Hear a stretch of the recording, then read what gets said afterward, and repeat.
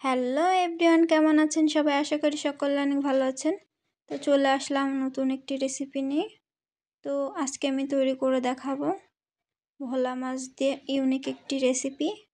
তো চলুন কথা না বাড়িয়ে শুরু করা যাক। এর জন্য প্রথমে কেটে নিতে হবে কাঁচা এবং পাকা টমেটো। 4 ফালি করে কেটে নিচ্ছি। এরপর মাছ ভাজার জন্য কড়াইতে তেল গরম দিয়ে দিলাম। এরপর মাছের মধ্যে পরিমাণ মতন লবণ এবং হলুদ গুঁড়া দিয়ে মেখে নিব।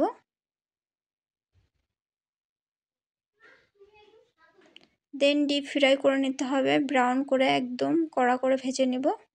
এরপর গরম তেলের মধ্যে দিয়ে দিব লবণ, হলুদ গুঁড়া, যাতে মাছটা লেগে না যায় এবং না ছিটকে, এর জন্য আমি ইউজ করলাম।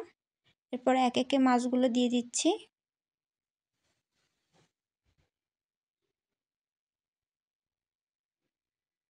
এরপর মাছটি এক পিঠ হয়ে যাওয়ার পর উল্টিয়ে পাল্টিয়ে ভেজে নিব।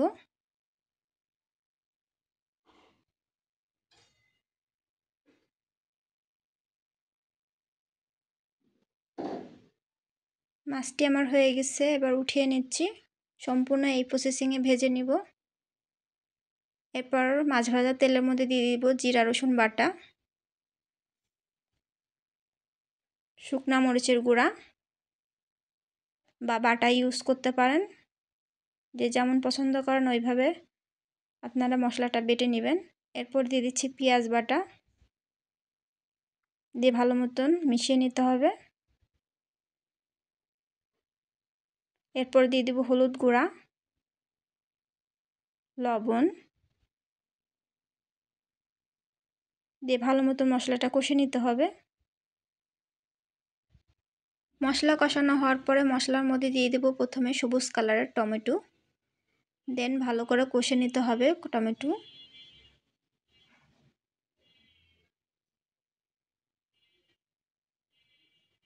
দুই মিনিট এভাবে নাড়াচাড়া করে নিলাম।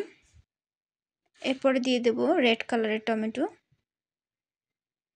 দিয়ে ভালো মতন এভাবে নাড়াচাড়া করে নিতে হবে।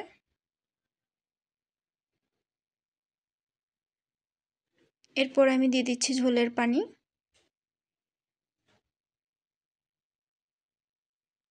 পানিটি দিয়ে নাড়াচাড়া করে নিব।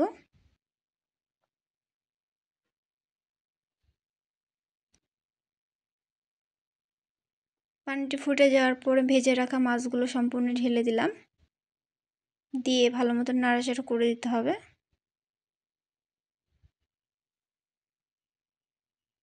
তারপর 5 মিনিটের জন্য ঢাকা দিয়ে দিলাম।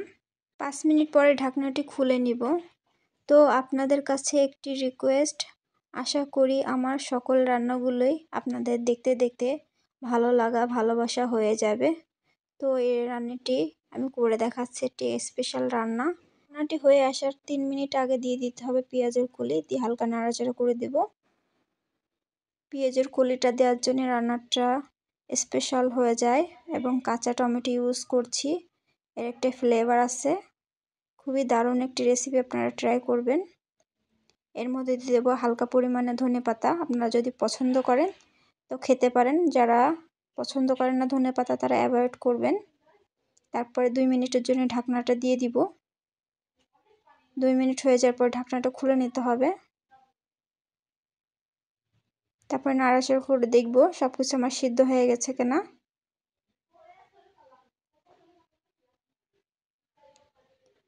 টমেটোটা সেদ্ধ হয়ে গেছে, এখন আমি উঠিয়ে নেব, গরম গরম পরিবেশন করে নিচ্ছি। তো এরকম সুন্দর সুন্দর ভিডিও পাওয়ার জন্য সুমাস কুকিং অ্যান্ড লাইফস্টাইলের সাথে থাকবেন, পাশে থাকবেন। লাইক, কমেন্ট, শেয়ার, সাবস্ক্রাইব করতে ভুলবেন না। সবাইকে ভিডিও দেখার জন্য অসংখ্য ধন্যবাদ। আল্লাহ হাফেজ।